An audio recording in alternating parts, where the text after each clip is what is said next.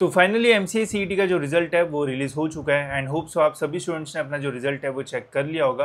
अब काफ़ी सारे स्टूडेंट्स ने कमेंट्स में पूछा था कि यार हमें तो काफ़ी अच्छे मार्क्स मिले थे बट जो हमारा परसेंटाइल है वो काफ़ी कम जो है वो आया हुआ है, तो इसमें क्या हम कुछ री इवैल्यूएशन ऐसा कुछ जो है वो कर सकते हैं या फिर नहीं। तो इससे रिलेटेड गाइज मैं आपको इस वीडियो में जो है वो बताऊंगा। साथ ही में जो कट ऑफ्स है उसके बारे में भी हम इस वीडियो में बात करेंगे। क्या इस साल कट ऑफ्स बढ़ने के चांसेस है या फिर कम होने के चांसेस है, कहाँ से आप अपने जो कट ऑफ्स वगैरह वो देख सकते हो एंड और भी बहुत सारी चीज़ें। तो वीडियो जो है वो पूरा एंड तक देखते रहिए। साथ ही में गाइज अगर आप इस चैनल पे न्यू हो एंड चाहते हो कि आपका भी एमसीए एडमिशन सही से हो तो आप सब्सक्राइब कर सकते हो ताकि आपको टाइम पे सारी जो इन्फॉर्मेशन है वो मिलती रहे। तो सबसे पहले मैं बात करता हूँ रिजल्ट्स के ऊपर, बिकॉज जब रिजल्ट रिलीज हुआ काफ़ी सारे लोगों के मैसेज आए कि यार हमें तो बहुत अच्छे मार्क्स मिले थे बट अभी परसेंटाइल जो है वो काफ़ी कम आया हुआ है। तो इससे रिलेटेड मैं आपका जो कन्फ्यूजन है वो दूर कर देता हूँ। तो सबसे पहले एंड सबसे इम्पॉर्टेंट, मैंने आपको पहले ही बोला था कि जब भी रिजल्ट रिलीज़ होगा तो आप में से काफ़ी सारे स्टूडेंट्स ऐसे होंगे जो कि खुश नहीं होंगे, बिकॉज परसेंटाइल में रिजल्ट आता है एंड मार्क्स कुछ अलग दिखते हैं एंड परसेंटाइल हमें एक्चुअल में जो है वो कुछ अलग ही जो है वो दिखता है। तो मैं आपको कुछ सिनेरियोज जो है वो आपके साथ शेयर करता हूँ जिससे आपको जो है वो समझने में हेल्प होगी। तो देखो, अगर आपके आंसर की में आपको 100 या फिर 100 से ज़्यादा मार्क्स जो है वो मिले होंगे तो आपका ओवरऑल जो परसेंटाइल है वो काफ़ी अच्छा जो है वो आया होगा एंड एक डिसेंट कॉलेज आपको यहाँ पे जो है वो मिल जाएगा। ठीक है, अब देखो काफ़ी सारे स्टूडेंट ऐसे होंगे जिनको 100 से कम मार्क्स मिले होंगे, जैसे किसी को 90 मिले होंगे, किसी को 80 मिले होंगे, किसी को 70 भी जो है वो मिले होंगे, या फिर बहुत सारे ऐसे भी स्टूडेंट्स हैं जिनको 30 40 ऐसे मार्क्स भी जो है वो मिले होंगे।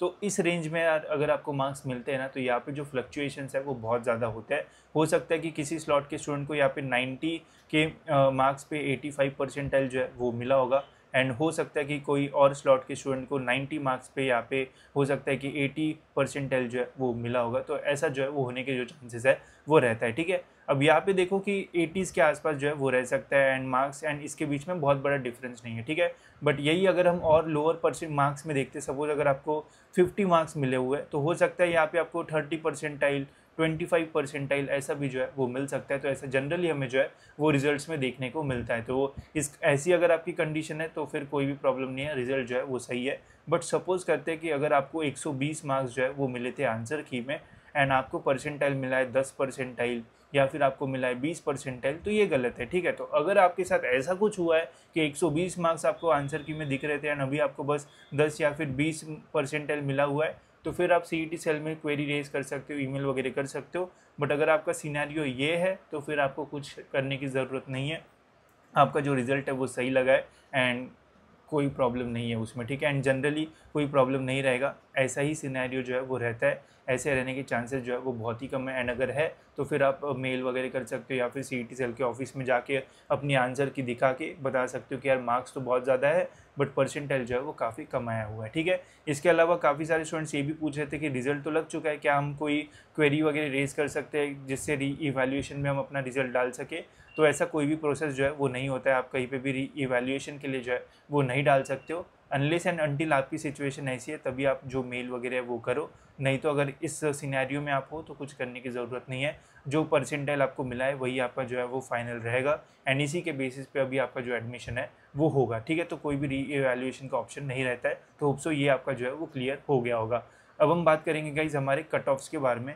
अब देखो कट ऑफ्स बहुत इंपॉर्टेंट रोल प्ले करते हैं। अभी देखो आप में से सभी स्टूडेंट्स का जो रिजल्ट है वो आ चुका है, सभी को ये पता चल चुका है कि कितना परसेंटाइल हमें जो है वो मिला है, बट किसी भी स्टूडेंट्स को रैंक्स जो है वो नहीं पता है। ठीक है, अब किसी को 99 परसेंटाइल भी मिला होगा, किसी को 98 भी मिला होगा, बट रैंक्स नहीं पता कि 99 वाले को क्या रैंक है। 99 वाले का अगर सपोज करते कि 100 के अंदर रैंक है तो समझ में आ सकता है कि कौन सा कॉलेज हमें स्पेसिफिकली जो है वो मिल सकता है। 98 वाले को हो सकता है कि जो रैंक है वो 400-500 भी जो है वो चला जाए। तो रैंक्स बहुत इंपॉर्टेंट होंगे एंड ये रैंक्स जो है वो अभी हमें जो है वो नहीं मिलते। ये रैंक्स जो है वो जब हमारा एडमिशन प्रोसेस स्टार्ट होगा उसके बाद जब हमारा रजिस्ट्रेशन कंप्लीट हो जाएगा उसके बाद हमारे ये जो रैंक्स वाली लिस्ट है वो रिलीज़ होगी जहाँ से हमें हमारा जो रैंक है वो पता चलेगा। ठीक है, बट तब तक आप क्या कर सकते हो, आप देख सकते हो कि आपकी परसेंटाइल के बेसिस पे आपको कौन सा कॉलेज मिलने के चांसेस रह सकते हैं। ठीक है, बिकॉज आपकी परसेंटाइल से आपको एक रेंज पता चल जाएगा। अगर आपको 98 परसेंटाइल मिला है तो आप टॉप 5 कॉलेजेस में आपके मिलने के चांसेस जो है वो रह सकते हैं।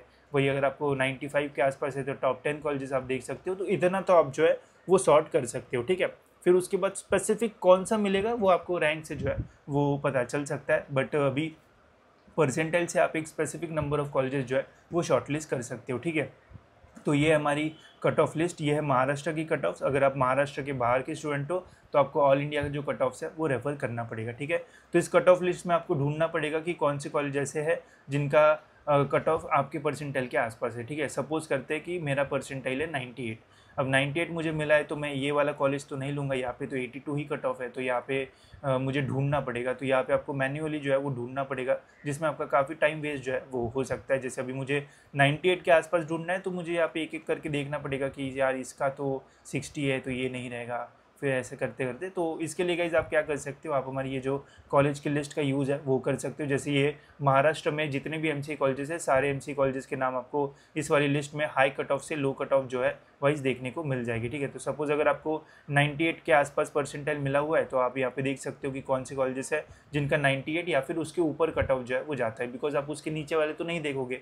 तो यहाँ पे आप 98 के आसपास कितने जा रहे हैं वो देख सकते हो, तो फिर बाकी के कॉलेजेस आपको जो है वो देखने की ज़रूरत जो है वो नहीं रहेगी। एंड फिर सिंपली आप क्या कर सकते हो, यहाँ से जैसे अभी ये VGTI है, ठीक है, तो यहाँ पे आप क्या कर सकते हो, इस कॉलेज का यहाँ से नाम जो है वो कॉपी कर लो Ctrl+C से, एंड ये हमारी जो कॉलेज की लिस्ट है यहाँ पे Ctrl+F एंड Ctrl+V कर दोगे तो वो कॉलेज यहाँ पे आपका जो है वो ओपन हो जाएगा। एंड यहाँ पे फिर आप डिटेल में देख पाओगे, जैसे ये ओपन का कट ऑफ है, अगर आप OBC के कैटेगरी के स्टूडेंट हो तो OBC का आप यहाँ पे देख पाओगे। तो बहुत ही सिंपल जो है वो हो जाता है इस लिस्ट का यूज़ करके, एंड आपको 10 बार जो है वो ढूंढना नहीं पड़ेगा, डायरेक्ट आप जो भी आपको कॉलेज का देखना है उस लिस्ट से आप देख लो कि कितना परसेंटाइल रेंज है, एंड यहाँ पे कॉपी कर लो, तो यहाँ पे फिर आप डिटेल में जो कट ऑफ है वो चेक कर पाओगे, ठीक है। तो इस तरीके से आप इन लिस्ट का यूज़ कर सकते हो एंड ईजिली अपने कॉलेजेस जो है वो फाइंड कर सकते हो। साथ ही में अगर आपका ऐसा है कि यार मुझे तो मुंबई में ही एडमिशन लेना है या फिर पुणे में ही लेना है, तो यहाँ पे आपको डिस्ट्रिक्ट वाइज भी ऑप्शन मिलेंगे। मुंबई पे क्लिक करोगे तो मुंबई की लिस्ट ओपन हो जाएगी, पुणे पे क्लिक करोगे तो पुणे की लिस्ट ओपन हो जाएगी, ठीक है। अगर आपको मुंबई का ऐसा कोई कॉलेज देखना है जो कि 60-70 परसेंटाइल के आसपास जाता हो, तो यहाँ से आप उस कॉलेज का सिंपली जो नाम है वो कॉपी कर लो। जैसे ये एक कॉलेज है, ठीक है, फॉर एग्ज़ाम्पल इसको मैं कॉपी कर लेता हूँ एंड यहाँ पे जाके जो है वो पेस्ट कर लेता हूँ, तो यहाँ पे सिंपली उस कॉलेज का कट ऑफ आपको जो है वो देखने को मिल जाएगा, ठीक है। तो ऐसे आप यहाँ पे जो है वो चेक कर सकते हो जैसा भी आपको चेक करना है। तो इससे आपका जो प्रोसेस है वो काफ़ी इजी हो जाएगा एंड ईजिली आप जो है वो कॉलेजेस जो है वो फाइंड कर पाओगे, ठीक है। साथ ही में मुंबई रीजन में जितना मुझे एक्सपीरियंस है एमसीए के कॉलेजेस जो है वो काफ़ी कम है, तो अगर यार आपको अच्छा परसेंटाइल मिला है तो कॉलेज की लिस्ट जो है वो अच्छे से बनाना, नहीं तो 99-98 परसेंटाइल मिलने के बाद भी प्रॉब्लम हो सकता है। जिनको 90 के नीचे मिला है तो उनको तो मुंबई में मिलना और भी टफ हो जाता है, बिकॉज काफ़ी कम कॉलेजेस है, तो इसका भी जो है वो ध्यान रखना। बाकी अगर आपको कन्फ्यूजन होता है तो आप हमारी काउंसलिंग में भी आ सकते हो, उसमें हम आपको डिटेल में सारी जो चीज़ें वो गाइड करेंगे एंड बताएंगे कि कौन सा कॉलेज आपको कितने परसेंटाइल पे मिल सकता है, साथ ही में कैसा आपका प्रेफरेंस रहना चाहिए। बिकॉज कभी कभी होता क्या है कि टॉप कॉलेजेस का परसेंटाइल कट ऑफ तो ज़्यादा दिखता है बट वहाँ पे इतने अच्छे जो प्लेसमेंट्स है वो नहीं होते, तो कभी कभी उसके नीचे का जो कॉलेज है वो भी जो है वो ज़्यादा बेटर हो सकता है। तो वो सारी चीज़ जो इन्फॉर्मेशन है वो आपको काउंसलिंग में जो है वो मिल जाएगी, उसकी लिंक आपको डिस्क्रिप्शन में मिल जाएगी। अगर आपको सही लगता है तो उसमें आप जो है वो आ सकते हो, उसमें आपको डिटेल में जो है वो गाइड किया जाएगा, ठीक है। तो होप सो कट ऑफ्स के बारे में अभी आप जो है वो क्लियर हो गए होंगे। अभी मैं आपको आने वाली वीडियोज़ में होम यूनिवर्सिटी कट ऑफ क्या होता है, फिर अदर देन होम यूनिवर्सिटी, ऐसी काफ़ी सारी वीडियोस बना के डिटेल में बताऊंगा, ताकि आपको कोई भी जो कन्फ्यूजन वगैरह है वो ना हो। साथ ही में और कुछ रिक्वायरमेंट होगी तो आप मुझे कमेंट्स में बताना ही देना, तो वो सारे वीडियोस भी मैं आपके लिए जो है वो बना दूंगा, ठीक है। तो फिलहाल गाइज इस वीडियो में इतना ही, और कुछ होगा तो बता देना। मिलते गाइज ऐसी और एक इन्फॉर्मेटिव वीडियो में।